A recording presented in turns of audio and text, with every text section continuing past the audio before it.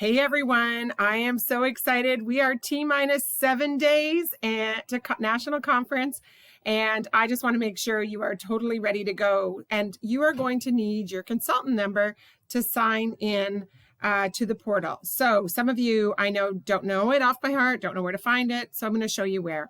You're just going to click on Reports and Tracking, and then you're going to go to the first one here, which is Consultant Connection Summary.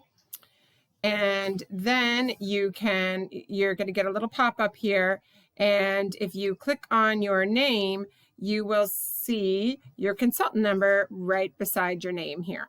Okay, so hopefully that will help you. You need that information in order to sign in.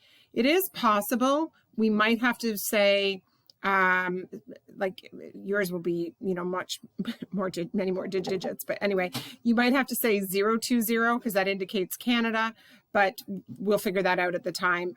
They'll let us know that. I'm sure they'll have it to tell us. So if it does, you'll say 020 and then your consultant number.